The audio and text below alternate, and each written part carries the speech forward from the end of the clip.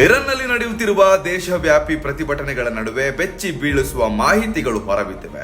ಇತ್ತೀಚಿನ ಬೆಳವಣಿಗೆಯಲ್ಲಿ ಪ್ರತಿಭಟನೆಗಳಲ್ಲಿ ಇದುವರೆಗೆ ಸುಮಾರು 2,000 ಜನರು ಸಾವನ್ನಪ್ಪಿದ್ದಾರೆ ಎಂದು ಇರಾನ್ನ ಒಬ್ಬ ಹಿರಿಯ ಅಧಿಕಾರಿ ಹೇಳಿದ್ದಾರೆ ಎಂದು ವರದಿಯಾಗಿದೆ.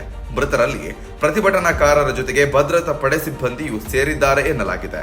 ಕಳೆದ 2 ವಾರಗಳಿಂದ ಇರಾನ್ನಲ್ಲಿ ನಡೆಯುತ್ತಿರುವ ಅಶಾಂತಿಯ ನಡುವೆ ಸರ್ಕಾರ ಇದೇ ಮೊದಲ ಬಾರಿಗೆ ಇಷ್ಟು ದೊಡ್ಡ ಪ್ರಮಾಣದ ಸಾವಿನ ಸಂಖ್ಯೆಯನ್ನ ಪರೋಕ್ಷವಾಗಿ ಒಪ್ಪಿಕೊಂಡಿರುವುದು ಗಮನಾರ್ಹವಾಗಿದೆ.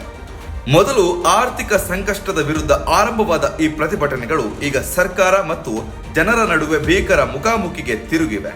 ಪ್ರತಿಭಟನಾಕಾರರು ದೇಶದ ಹಲವೆಡೆ ರಸ್ತೆಗಿಳಿದಿದ್ದು ಭದ್ರತಾ ಪಡೆಗಳು ಕಠಿಣ ಕ್ರಮಕ್ಕೆ ಮುಂದಾಗಿದ್ದಾರೆ.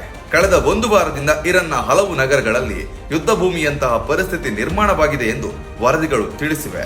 ಇರಾನ್ನ ಪರಮಾಧಿಕಾರಿಯಾಗಿರುವ ಆಯತೊಲ್ಲಾ ಅಲಿ ಖಮೇನಿ ನೇತೃತ್ವದ ಆಡಳಿತ ಪ್ರತಿಭಟನೆಗಳಿಗೆ ವಿದೇಶಿ ಶಕ್ತಿಗಳ ಪ್ರಚೋದನೆ ಕಾರಣ ಎಂದು ಆರೋಪಿಸಿದೆ. ಸರ್ಕಾರದ ಪ್ರಕಾರ ಈ ಅಶಾಂತಿಯ ಹಿಂದೆ ಹೊರಗಿನ ಶಕ್ತಿಗಳು ಕೈಜೋಡಿಸಿರುವುದು ಕಂಡು ಬಂದಿದ್ದು ದೇಶದ ಆಂತರಿಕ ಸ್ಥಿತಿಯನ್ನ ಹಾಳು ಮಾಡುವ ಪ್ರಯತ್ನ ನಡೆಯುತ್ತಿದೆ. ಈ ಕಾರಣದಿಂದಲೇ ಭದ್ರತಾ ಪಡೆಗಳಿಗೆ ಕಠಿಣ ಕ್ರಮ ಕೈಗೊಳ್ಳಲು ಸೂಚಿಸಲಾಗಿದೆ ಎಂದು ಹೇಳಲಾಗಿದೆ. ಆದರೆ ಈ ದಮನ ಕ್ರಮವೇ ಪರಿಸ್ಥಿತಿಯನ್ನ ಇನ್ನಷ್ಟು ಗಂಭೀರಗೊಳಿಸಿದೆ ಎಂದು ಆರೋಪಗಳು ಕೇಳಿಬರ್ತಿವೆ. ಇರಾನ್ ಸರ್ಕಾರವು ಈ ಹಿಂಸಾಚಾರದ ಹಿಂದೆ ಇಸ್ರೇಲ್ ಮತ್ತು ಅಮೆರಿಕದ ಪಾತ್ರವಿದೆ ಎಂದು ಪದೇ ಪದೇ ಆರೋಪಿಸಿದೆ. ವಿದೇಶಿ ಶಕ್ತಿಗಳು ಪ್ರತಿಭಟನಾಕಾರರನ್ನ ಪ್ರಚೋದಿಸಿ ದೇಶದಲ್ಲಿ ಅಶಾಂತಿಯನ್ನ ಸೃಷ್ಟಿಸುತ್ತಿವೆ ಎಂದು ಅಧಿಕಾರಿಗಳು ಹೇಳಿಕೊಂಡಿದ್ದಾರೆ. ಆದರೆ ಈ ಆರೋಪಗಳನ್ನ ಅಮೆರಿಕ ಮತ್ತು ಇಸ್ರೇಲ್ ತಿರಸ್ಕರಿಸಿವೆ. ಈ ಬೆಳವಣಿಗೆಗಳ ನಡುವೆಯೇ ಅಮೆರಿಕ ಅಧ್ಯಕ್ಷ ಡೊನಾಲ್ಡ್ ಟ್ರಂಪ್ ಅವರು ಇರಾನ್ ವಿರುದ್ಧ ಗಂಭೀರ ಎಚ್ಚರಿಕೆಯನ್ನ ನೀಡಿದ್ದಾರೆ.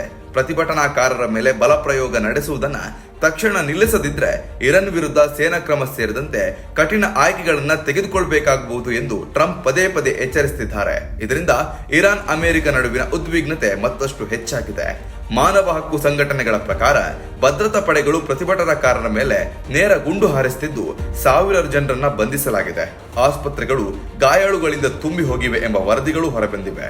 ಇಂಟರ್ನೆಟ್ ನಿರ್ಬಂಧಗಳ ಕಾರಣದಿಂದ ನಿಖರ ಮಾಹಿತಿ ಹೊರಬರುವುದು ಕಷ್ಟಕರವಾಗಿದ್ರೂ ಲಭ್ಯವಿರುವ ವರದಿಗಳು ಪರಿಸ್ಥಿತಿ ಅತ್ಯಂತ ಗಂಭೀರವಾಗಿದೆ ಎಂದು ಸೂಚಿಸುತ್ತಿವೆ.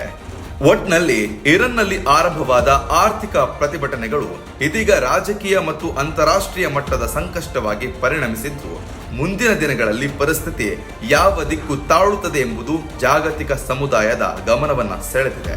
ನಿಮ್ಮ ಪ್ರಕಾರ ಇರಾನ್ನಲ್ಲಿ ನಡೆಯುತ್ತಿರುವಂತಹ ಈ ಒಂದು ಪ್ರತಿಭಟನೆಗೆ ಕುಮ್ಮಕ್ಕು ಕೊಟ್ಟಿರೋದು ಯಾರು? ಇದರ ಹಿಂದೆ ಅಮೆರಿಕ ಮತ್ತು ಇಸ್ರೇಲ್ನ ಕೈವಾಡ ಇದೆ ಎಂಬ ಉತ್ತರವನ್ನ ನಿಮ್ಮ ಕಮೆಂಟ್ ಮೂಲಕ ತಿಳಿಸಿ. ಧನ್ಯವಾದಗಳು.